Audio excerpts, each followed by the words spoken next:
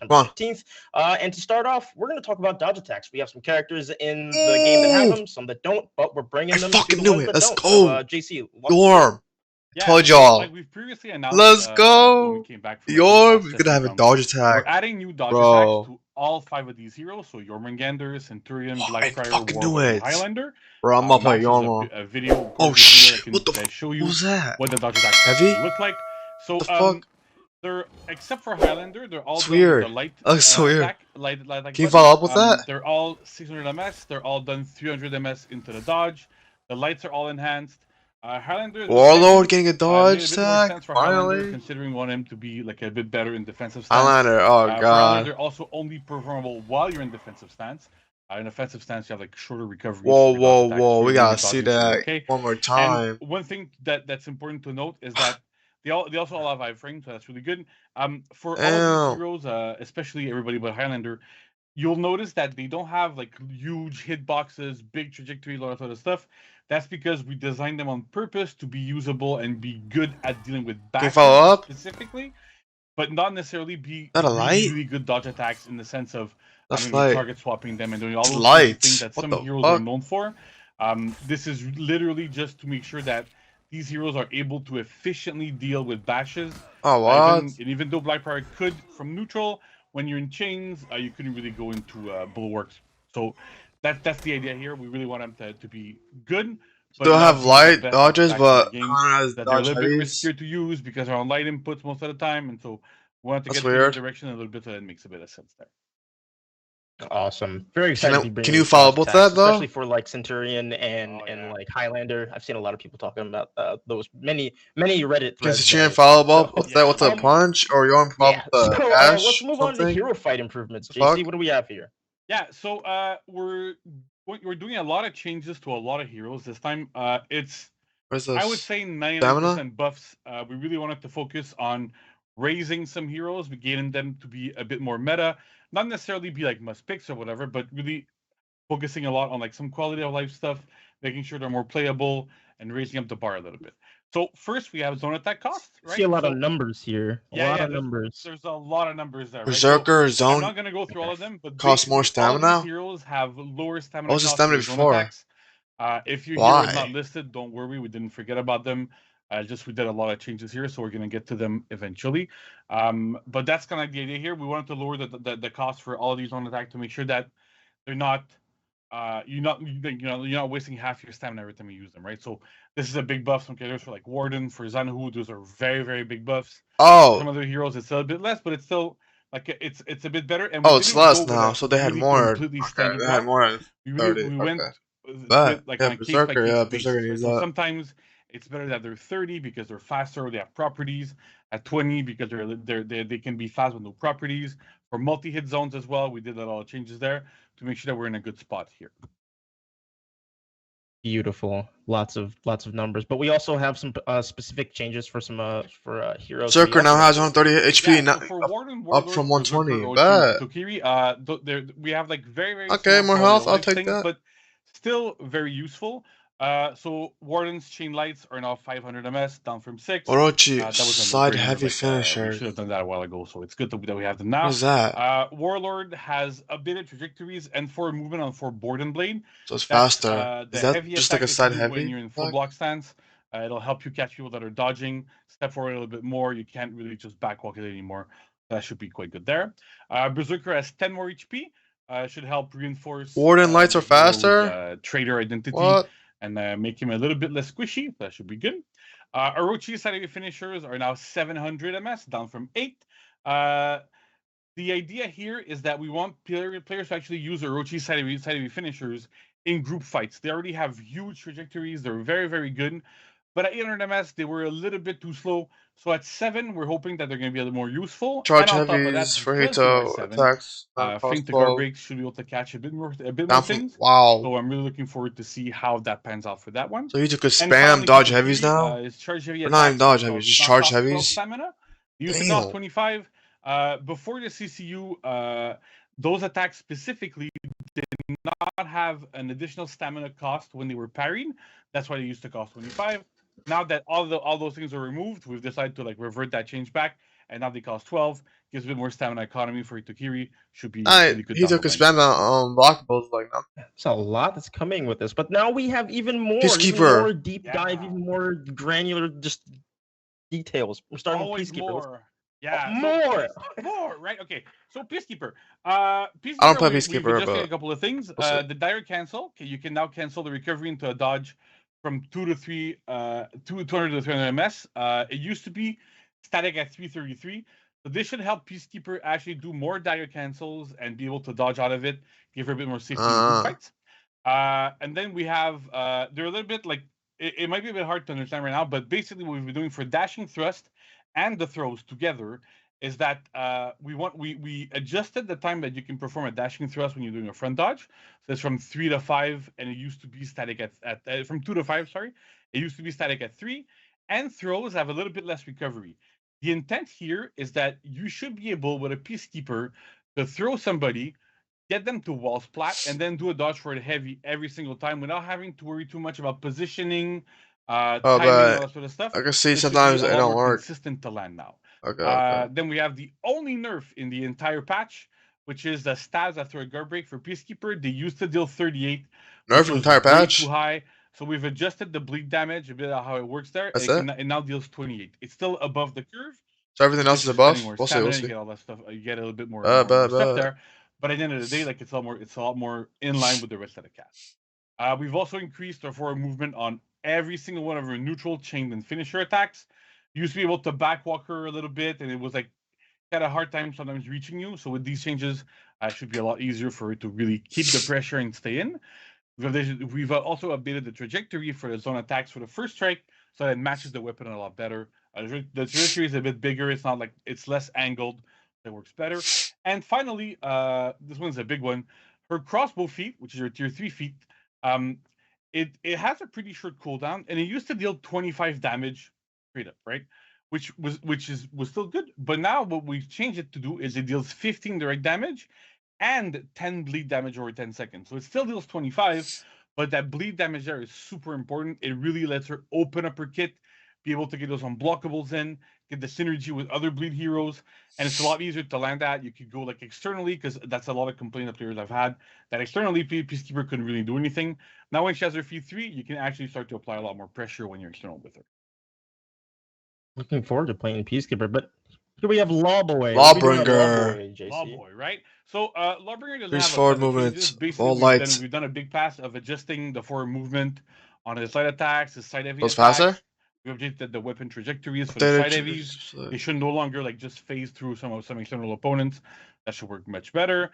And we've also did a little bit of a pass on the input comfort for the parry follow-ups. So you can now perform them like 66 ms before. And because of that, we've also had to speed up riposte, the kind of the impale that we have after a parry. That would still fit. Basically, those are just two changes that they're meant to be quality of life changes, that it's going to be a little bit easier to do these parry punishes. Beautiful. Kensei. All right.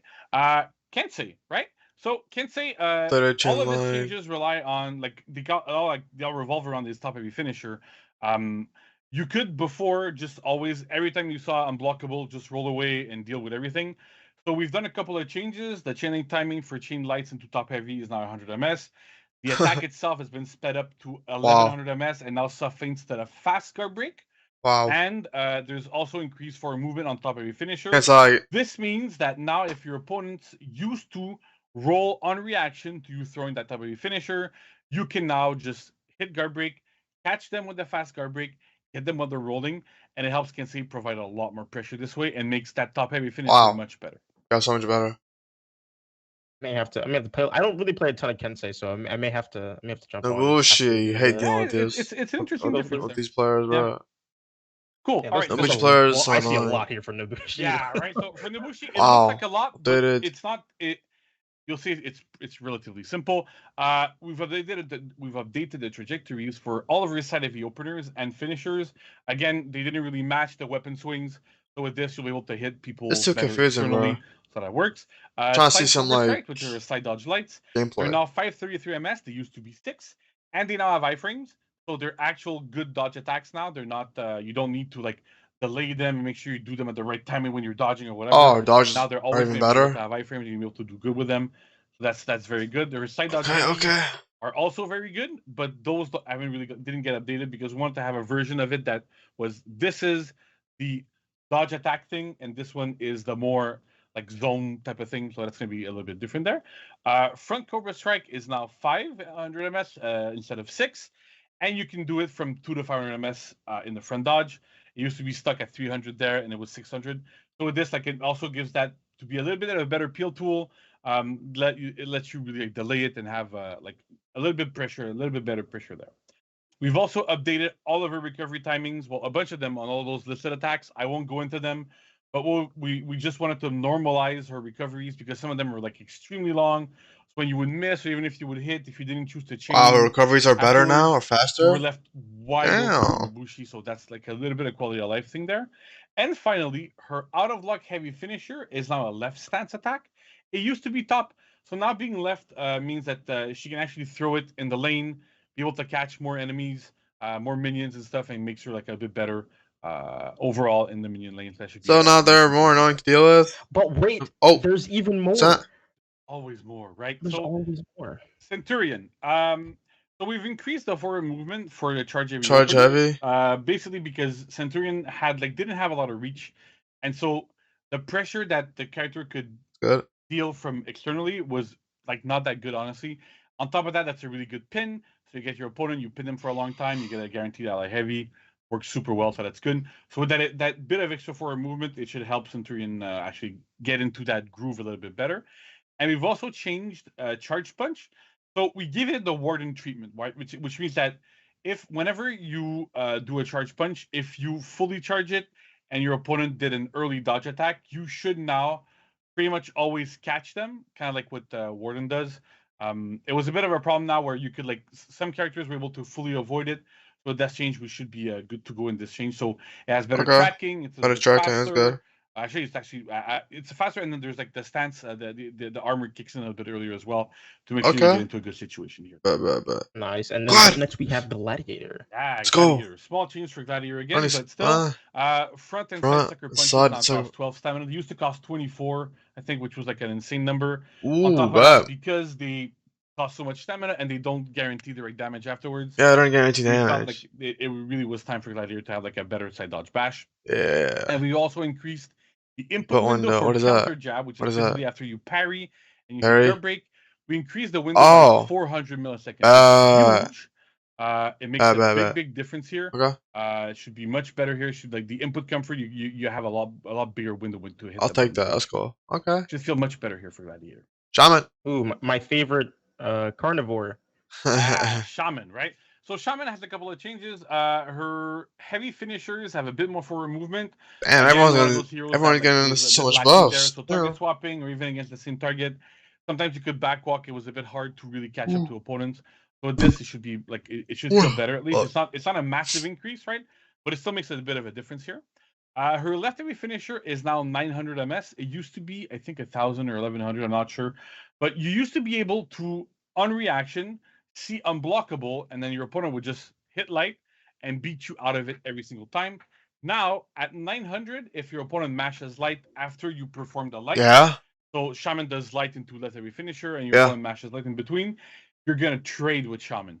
Shaman's going to win the trade because she deals a lot more damage with those finishers than a neutral light. But still, it's something that we're trying out here where it's still interruptible, but at the same time, it's a trade where Shaman wins. The Shaman's unblockable. The left heavy finishers. We've also lowered Predator's Hunger. Faster. Bro, Shaman's she's gonna be more of a pain in the ass. And we've also removed the stamina penalty when you're switching from Wildcat's Rage, which was dodge forward bash. Dodge forward heavy, and Predator's Mercy and Hunger, which are dodge forward bash, right? So the idea here is that dodge forward or dodge back is that you could do like dodge forward heavy and then tap guard break while that was going.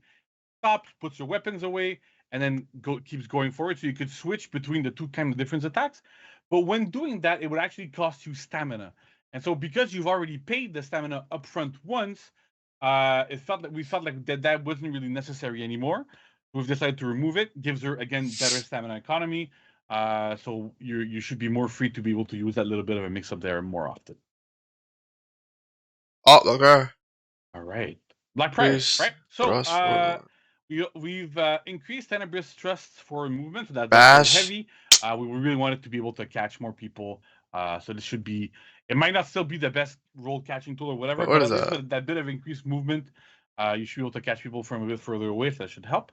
His sprint attack is now 700 ms. It used to be much slower, dealt a lot more damage, but because of the speed it had, it was completely useless. Like it's sad to say, but it really wasn't good. So at that speed now, with that damage, it's a lot more in line with what other sprint attacks are. So that should work quite well. And finally, Bulwark Slash.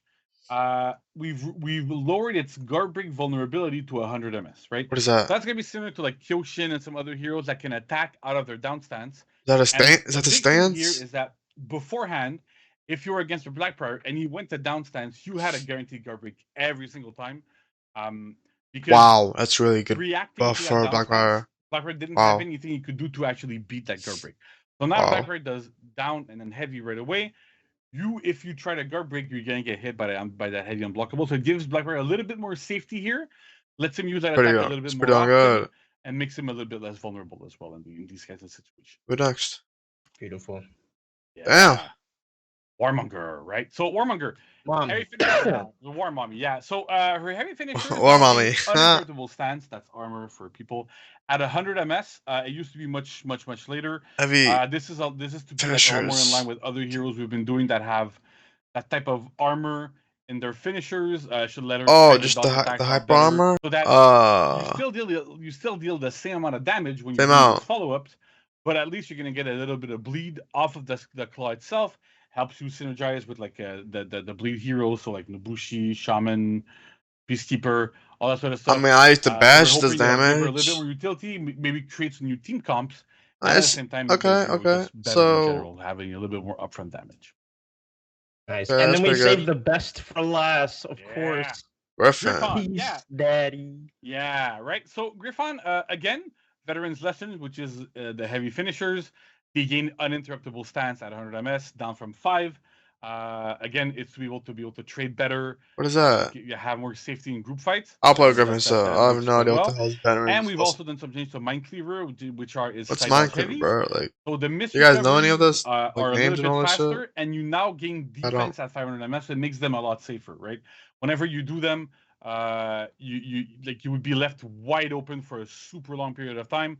So now target swapping those attacks in group fights should work way better. Should have more effectiveness. So that's kind of the idea here for Gryphon. So that's pretty much it, right? Yeah, I believe so.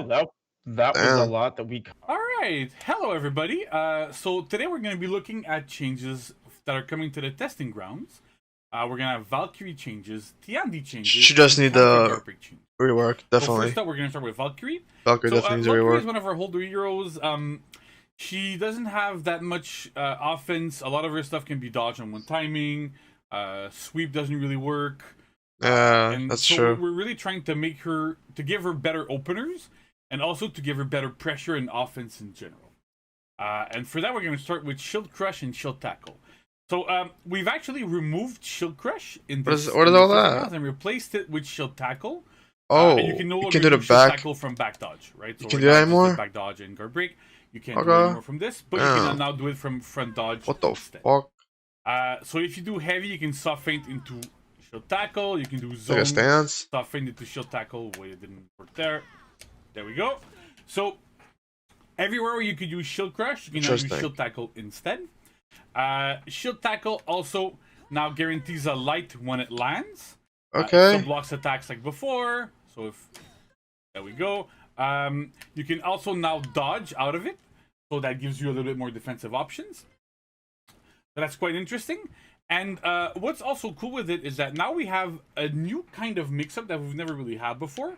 Which is if your opponent thinks that you're going to Shield Tackle, they can just guard break and to try to beat your Shield Tackle attempt, right?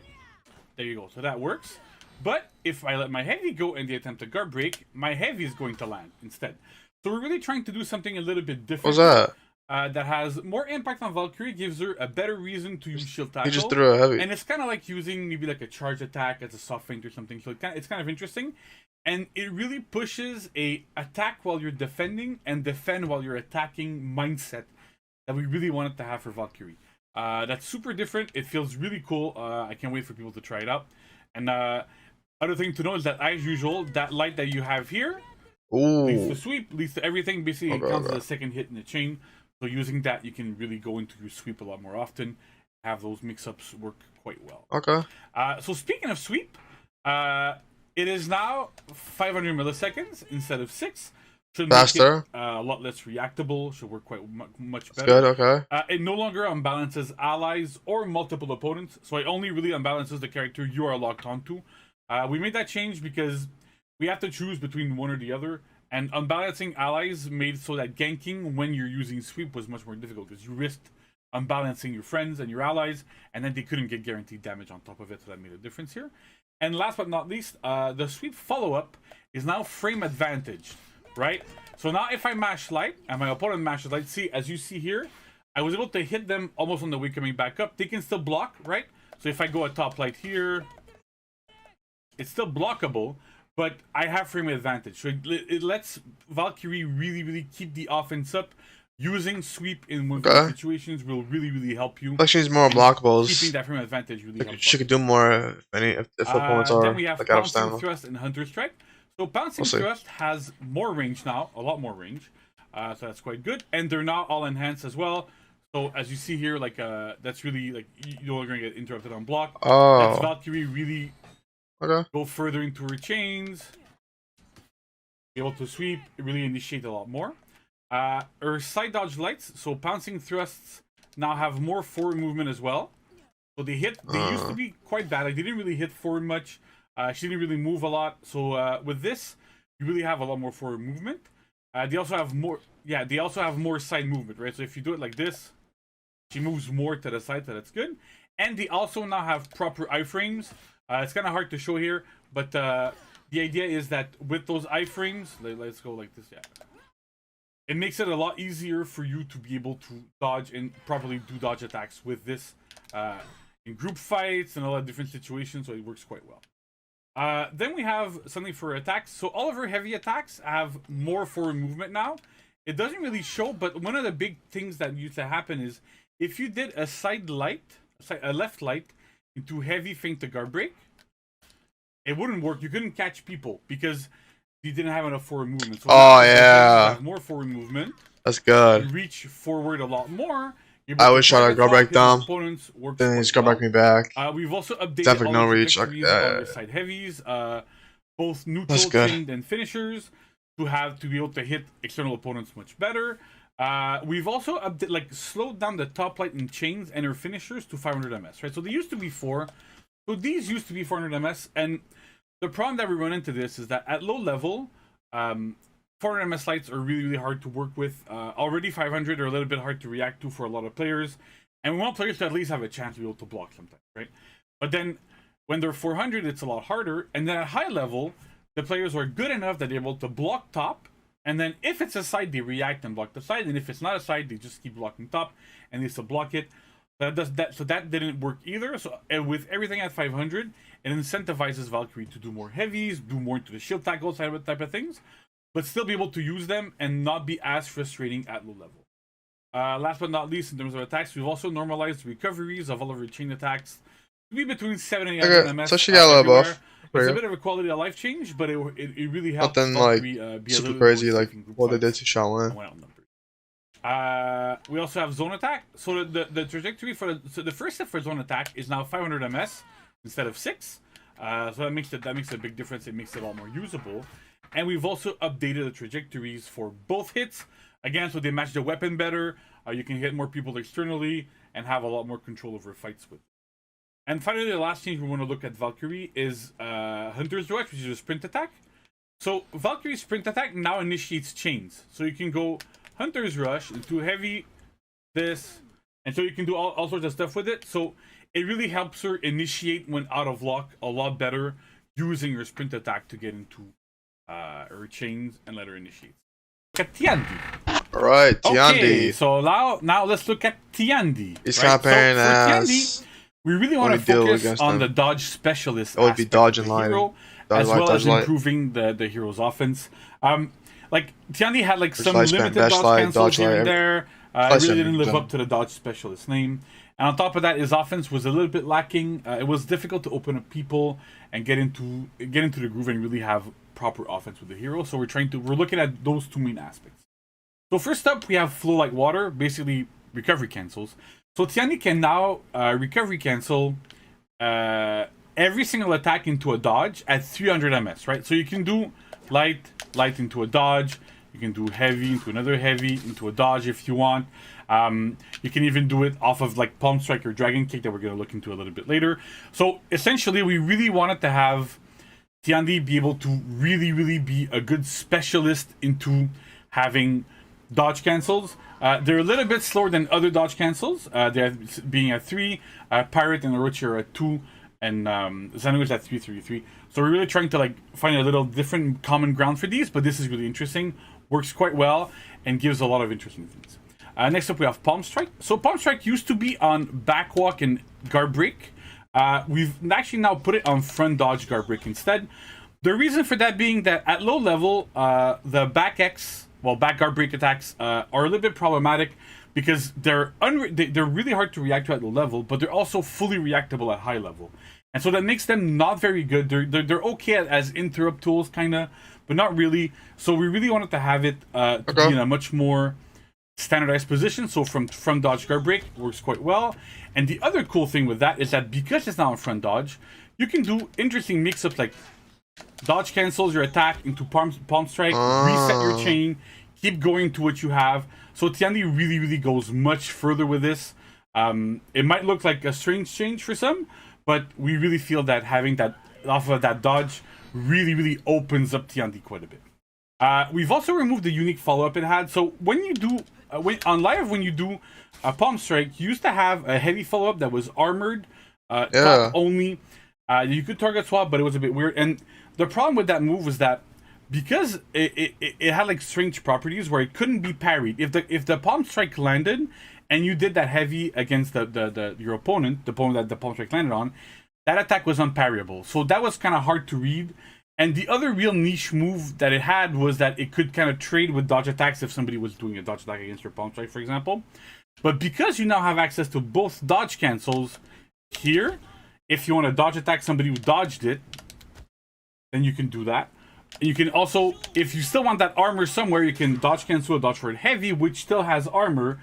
So you can do palm, target swap, dodge for it heavy, and do all that sort of thing. So that still works quite well.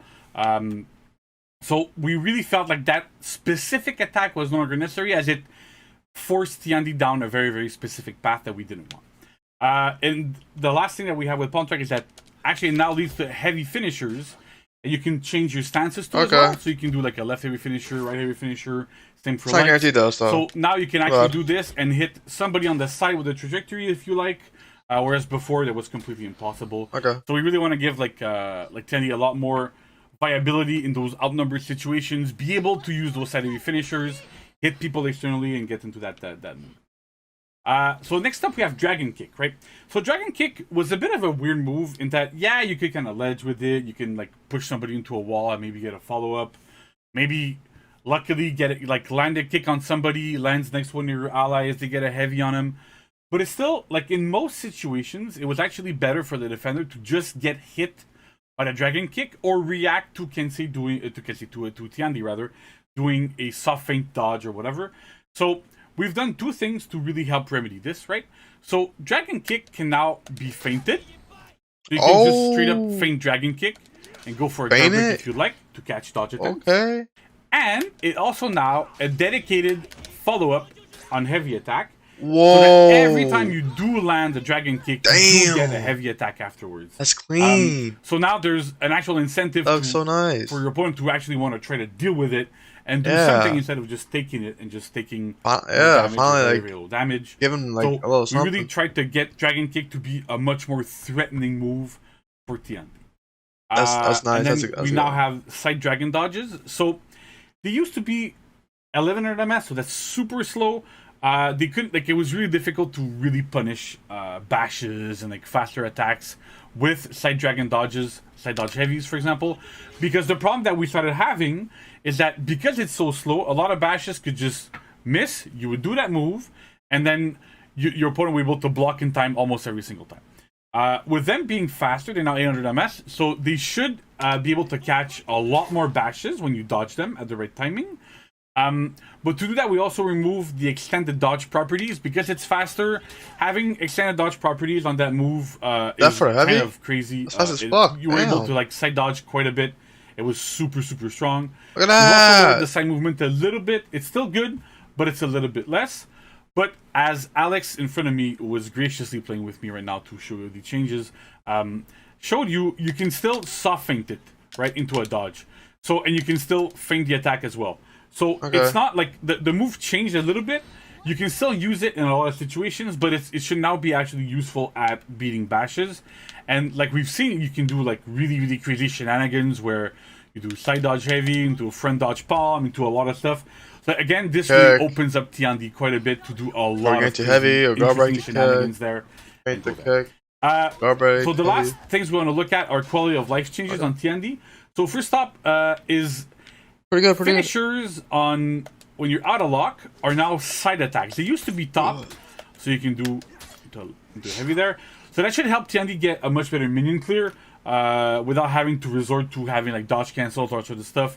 You can now go and just mash heavies on the side and be able to get better lane clearing abilities. We've also improved the trajectories for the side heavy finishers. It's kind of hard to show right now, but they're way better at catching external opponents. Again, they match the weapon better as well, so it's a big improvement there for Tiandi. And we've also removed all the stamina damage and stamina pauses on all of his bashes, so on Palm, on Dragon Kick. There's no longer stamina damage or pause. We also removed the stun on Dragon Kick because it didn't really do anything.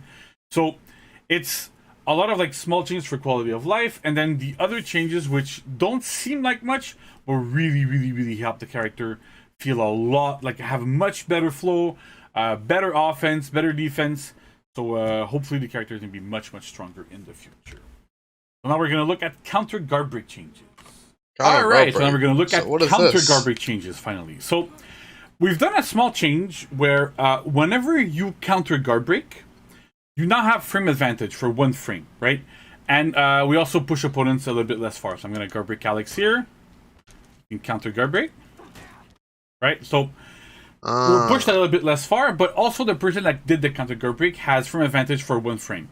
That might not seem like a big change, but what it does do is that, let's say I'm going to guard break Alex, he's going to counter guard break, and then I'm going to mash guard break, and he's going to throw a heavy, and let's see what happens. See, so on live right now, so you saw that I did a guard break, I fully buffered it. My guard break bounced, and the heavy landed, right? So what this does is that 1 frame of frame advantage lets your opponent, lets the person that did the counter guard break, throw out anything but a light or a guard break. You can do like other options, but basically the idea is that like right now on live, whenever somebody guard breaks, if your opponent counter guard breaks, the only thing either player can do is throw a light, because guard break will catch anything else. It'll catch heavies, it'll catch dodges, it'll catch absolutely everything. And so it makes it that you end up becoming very predictable, and guard break becomes a very good tool to really stop offense here. Whereas now, when you manage to successfully counter guard break, you have more options. It doesn't mean that you don't get guaranteed damage or anything, but you have more options. It makes you less predictable, and so it doesn't make sure that you're always going to throw a light, that then you know it's a light, so you can always parry it, and you get into that route where, especially at a high level, guard breaks were becoming a problem, and people would just like mash guard break all the time, and the only thing you could really do is either light or guard break, and it didn't quite work. So with this change, you can really land heavies afterwards. You can do a lot of different things. And the other thing you can do is that we'll show it with Alex right now. If I throw a guard break and he counter guard breaks, I'm going to try to back roll, and you'll see that he can mash guard break to actually catch my back roll. So let's look at it this way. See, so I tried to back roll here, and his guard break caught me. So it means that it's much harder to defend yourself with a dodge. So no more T-Rex arms after your opponent counters your guard break. We did this, so we want to have guard breaks still be useful in the game, right? They're still very good. They still guarantee heavies. None of that changed. But we want it to be that there is a little bit of risk associated to it, and the person that actually successfully defended has a bit more of an advantage. Okay. So that's going to be it for Testing Grounds. I really want to give a big shout out to Alex. Unfortunately, he can only be my body bag right now. So, but thank you very much. We had technical issues where he couldn't join the video with me and be on the audio call. But he graciously accepted to be there with me so we can record this session. So thank you, Alex. And we'll...